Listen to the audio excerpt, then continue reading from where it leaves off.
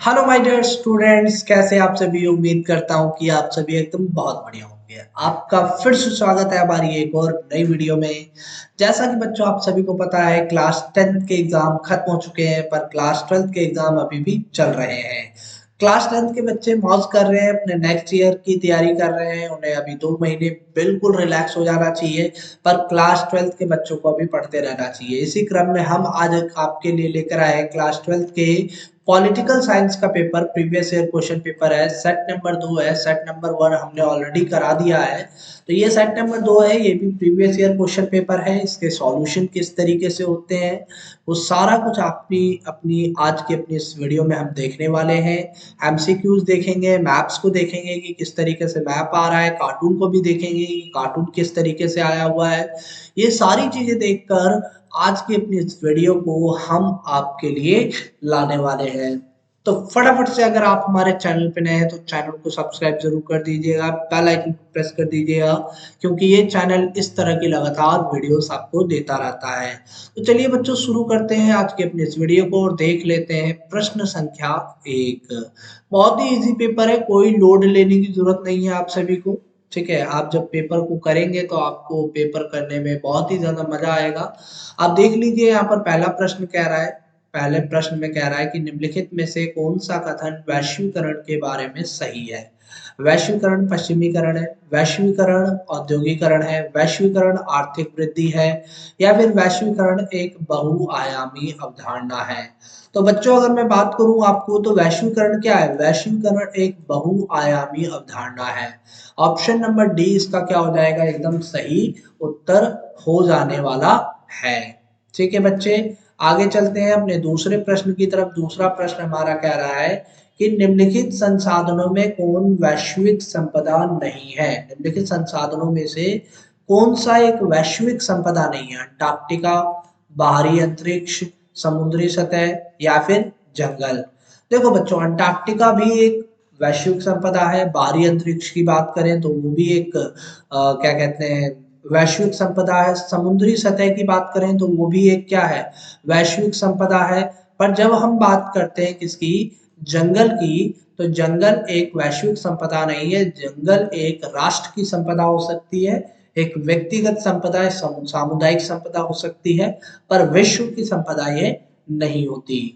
ठीक है बच्चे, अपने अगले प्रश्न की तरफ हम बढ़ते हैं। हमारा जो अगला प्रश्न है वो कह रहा है कि निम्नलिखित में से कौन पारंपरिक सुरक्षा के अंतर्गत आता है। इनमें से कौन सा पारंपरिक सुरक्षा के अंतर्गत आ जाता है? किसी पड़ोसी द्वारा देश पर आक्रमण करना, किसी संक्रामक रोग का फैलना, या फिर ग्लोबल वार्मिंग, या फिर आतंकवाद का विस्तार। तो देखो बच्चों, आपको पता होना चाहिए कि पारंपरिक सुरक्षा से मतलब होता है पुराने तरह के खतरे। और पुराने तरह के खतरे इसमें से कौन सा हो सकता है? आतंकवाद का विस्तार एक नए तरह का खतरा है, ग्लोबल वार्मिंग भी एक नए तरह का खतरा है, किसी संक्रामक रोग का फैलना ये भी एक नए तरह का खतरा है। पर जब हम बात करते हैं ऑप्शन नंबर ए की, तो ऑप्शन नंबर ए आपका एकदम सही उत्तर हो जाएगा। किसी पड़ोसी देश द्वारा आक्रमण करना ये एक पुराने टाइप का खतरा है, इसीलिए हम इसे कहते हैं कि ये क्या है, एक पारंपरिक सुरक्षा के अंतर्गत आता है। ठीक है बच्चे, अगले प्रश्न की तरफ चलते हैं। हमारा चौथा प्रश्न कह रहा है कि संयुक्त राष्ट्र का मुख्य उद्देश्य क्या है। संयुक्त राष्ट्र के मुख्य उद्देश्य की बात करें तो युद्ध के लिए हथियार बनाने को रोकना, अंतरराष्ट्रीय संघर्षों को रोकना, औद्योगिकरण को रोकना, शरणार्थियों के फैलाव को रोकना। देखो बच्चों, मोस्टली अगर हम इसमें से अप्रोप्रिएट आंसर देखें तो शरणार्थियों को फैलाव से रोकना ये नहीं हो सकता, औद्योगिकरण को रोकना ये भी नहीं है, पर किसी तरीके से एनवायरनमेंट को बचाना हो सकता है। ठीक है, फर्स्ट और सेकंड, ए और बी में से आपका मोस्टली जो एक्यूरेट आंसर है वो आपका क्या हो जाएगा, वो आपका हो जाएगा ऑप्शन नंबर बी। ठीक है बच्चे, अंतरराष्ट्रीय संघर्षों को रोकना बड़ा ही जरूरी है संयुक्त राष्ट्र संघ के लिए। ठीक है, अपने पांचवें प्रश्न की तरफ चल लेते हैं। हमारा जो पांचवा प्रश्न है वो क्या कहता है, फटाफट से देख लेते हैं। पांचवें प्रश्न में कह रहा है कि 19 मार्च 2003 को अमेरिका ने इराक पर किस कूट नाम से आक्रमण किया था। तो देखो बच्चों 19 मार्च 2003 को अमेरिका ने इराक पर हमला किया था। तो इराक पर जो ये हमला किया गया था, उस हमले का जो कूट नेम था यानी कोड नेम था, यानी उस ऑपरेशन का क्या नाम था वो पूछा है। Operation Desert Storm, Operation Iraqi Freedom, Operation Infinite Reach, या फिर ऑपरेशन एंड्रोइंग फ्रीडम।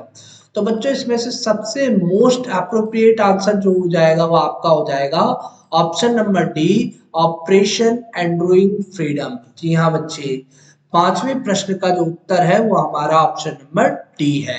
छठे प्रश्न की तरफ आ जाते हैं और छठे प्रश्न को फटाफट से कर लेते हैं। छठे प्रश्न में कह रहा है कि निम्नलिखित में से कौन सा देश सोवियत संघ का भाग नहीं था। यूक्रेन नहीं था, इटली नहीं था, जॉर्जिया नहीं था, या एस्टोनिया नहीं था। इनमें से कौन सा देश जो है वो सोवियत संघ का पार्ट नहीं रहा है। तो बच्चों इसका mostly appropriate answer option number C है, इटली। ठीक है, क्योंकि इटली सोवियत संघ का भाग कभी भी नहीं रहा है। सातवें प्रश्न की बात कर लेते हैं। हमारा जो सातवां प्रश्न है उसमें पूछ रहा है कि अन्य पिछड़ी जाति यानी ओबीसी, ओबीसी के लिए आरक्षण की नीति को सबसे पहले निम्नलिखित में से किसने लागू किया था, यानी सबसे पहले आरक्षण किसने दिया था। कर्पूरी ठाकुर ने दिया था, इंदिरा गांधी ने दिया था, वीपी मंडल ने दिया था, मायावती ने दिया था।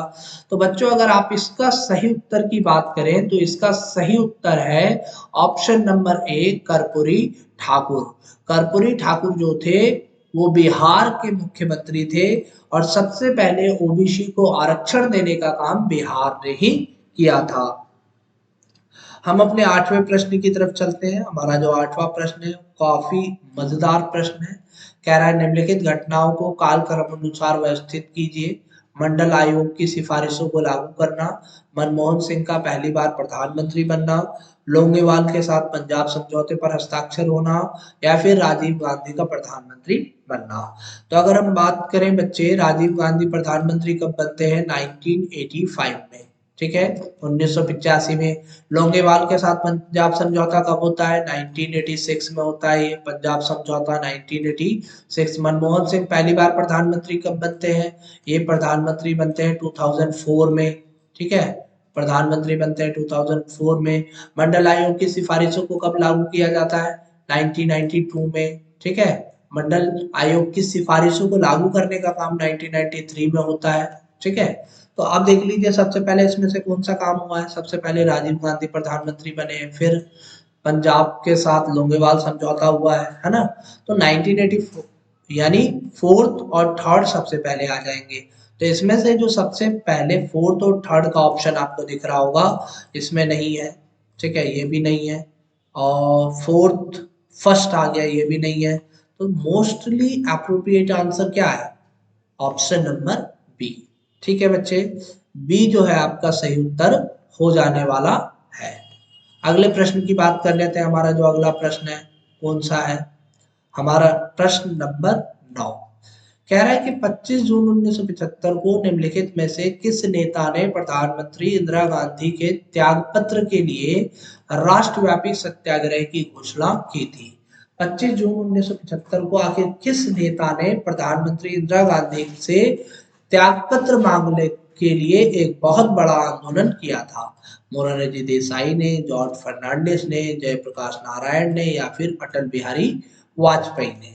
ठीक है बच्चे, तो इसमें से मोस्टली अप्रोप्रिएट आंसर हो जाएगा आपका option number B, Jayaprakash Narayan. Jayaprakash Narayan ji ने ही प्रधानमंत्री इंदिरा गांधी की त्यागपत्र के लिए एक सत्याग्रह किया था, जिसे राष्ट्रव्यापी सत्याग्रह संपूर्ण क्रांति के नाम से जाना जाता है। ठीक है बच्चे, 10वां प्रश्न जो है ये अभिकथन और कारण वाला प्रश्न है। ठीक है, यहाँ पर अभिकथन कह रहा है 1969 में कांग्रेस पार्टी का विभाजन हो गया, बात एकदम सही है। कांग्रेस सिंडिकेट और इंदिरा गांधी के बीच गुटबाजी थी, ये भी सही है। ठीक है, और यही कारण था कि कांग्रेस पार्टी का क्या हो जाता है, विभाजन हो जाता है जब वीवी गिरी राष्ट्रपति के चुनाव में, है ना, जीत जाते हैं संजीव रेड्डी से। तो इसका मोस्टली अप्रोप्रिएट आंसर क्या होगा, इसका मोस्टली जो सटीक आंसर है वो आपका ऑप्शन नंबर ए है। अभिकथन ए और कारण आर दोनों ही सही है, और कारण आर जो है वो अभिकथन ए की व्याख्या भी करता है।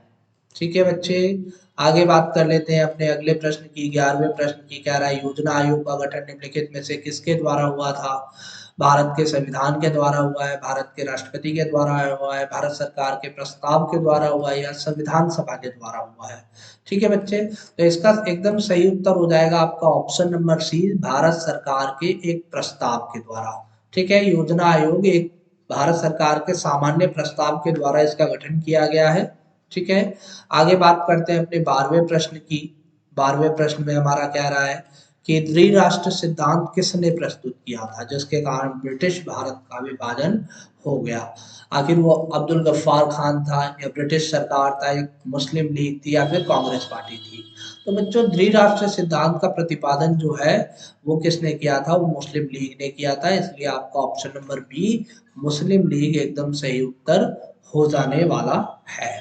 ठीक है बच्चे, ये सारे आपके एमसीक्यू क्वेश्चंस हो गए। अब ये थ्योरी के क्वेश्चंस कुछ आ गए हैं। आगे हम एक पैराग्राफ के क्वेश्चंस कर लेते हैं, उसके बाद फिर हम मैप को भी फटाफट से कर लेने वाले हैं।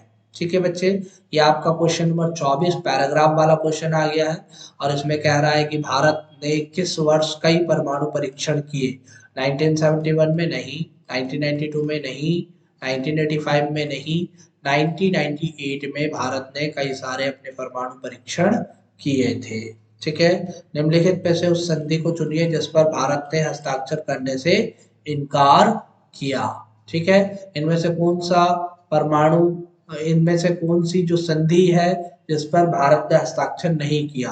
व्यापक परमाणु परीक्षण प्रतिबंध संधि, शिमला समझौता, पंचशील समझौता, या फिर सिंधु जल संधि?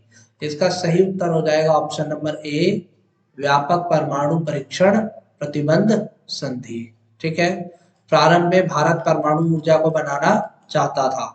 भारत जो है शुरू में अपनी जो परमाणु ऊर्जा है वो किस लिए बनाना चाहता था? शांतिपूर्ण उद्देश्यों के लिए, परमाणु बम बनाने के लिए, महाशक्तियों से मुकाबला करने के लिए, या फिर अपनी सुरक्षा के लिए? तो इसका सही उत्तर हो जाएगा अपनी सुरक्षा के लिए। शुरू में भारत जो अपना परमाणु बम बनाया था वो किस लिए बनाया था? अपनी सुरक्षा के लिए उसने बनाया था। भारत ने किसके मार्गदर्शन में अपने परमाणु कार्यक्रम को शुरू किया था? भारत ने किसके मार्गदर्शन में अपना परमाणु कार्यक्रम शुरू किया? CV Raman, doctor APJ Abdul Kalam, Homi J Bhabha, या फिर के कस्तूरी रंगन? तो इसका सही उत्तर हो जाएगा option number B, Homi J Bhabha के नेतृत्व में भारत ने अपना परमाणु परीक्षण शुरू किया था। ठीक है बच्चे, अब आ जाते हैं अपने 25वें प्रश्न पे, जो हमारा मानचित्र वाला प्रश्न है। ये ABCD दर्शाया गया है और यहाँ पर कुछ चीजें दी गई है, उसकी जानकारी बता रहा है। ठीक है, तो हम इसको फटाफट से देख लेते हैं और देख लेते हैं क्या है ये, क्या प्रश्न है। वह राज्य जिसे अब 2 केंद्र शासित क्षेत्रों में विभक्त किया गया है, वह राज्य जिसे अभी 2 केंद्र शासित प्रदेशों में विभक्त किया गया है, वो ये है आपका सी। ठीक है, सी सही उत्तर हो जाएगा, और राज्य का नाम है जम्मू एंड कश्मीर। ठीक है, वह राज्य जहां राजीव गांधी लोंगेवाल समझौते पर हस्ताक्षर हुए थे, ये आपका ए हो जाएगा, और राज्य का नाम है पंजाब।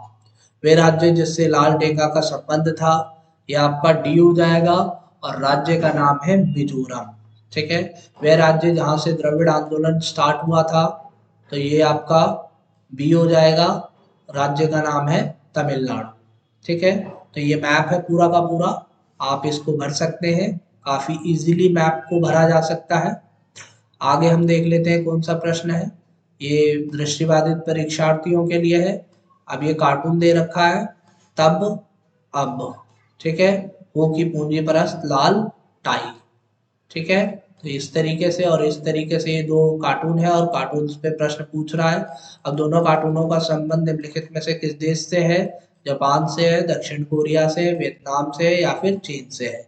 इसका सही उत्तर हो जाएगा ऑप्शन नंबर डी, चीन। आगे बात करें अपने अगले प्रश्न की, तो हमारा जो अगला प्रश्न है वो कह रहा है कि लाल किताब का संबंध किस विचारधारा से है?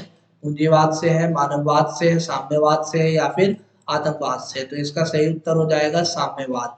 ठीक है, ऑप्शन नंबर बी, पूंजीपरस्ताई का क्या अभिप्राय है? साम्यवाद को नकारना, पूंजीवाद को स्वीकार करना, साम्यवादी अर्थव्यवस्था का पूंजीवाद से तालमेल बैठाना या पूंजीवाद को नकारना। तो इसका सही उत्तर हो जाएगा ऑप्शन नंबर सी, साम्यवादी अर्थव्यवस्था का पूंजीवाद से तालमेल करना। चौथे प्रश्न की बात करें तो कह रहा है कार्टूनों के आधार पर तब और अब में क्या अंतर है? तब की विचारधारा में अब कट्टरता बढ़ी है, तब की विचारधारा में अब कट्टरता कम हुई है, तब के अंतर्गत नेता और अब के अंतर्गत नेता अलग अलग राजनीतिक दलों से थे, या तब के नेता और अब के नेता अलग अलग संगठनों से है। तो बच्चों इसका सही उत्तर हो जाएगा ऑप्शन नंबर बी, तब की विचारधारा में और अब की कट्टरता में क्या आई है? कमी आई है।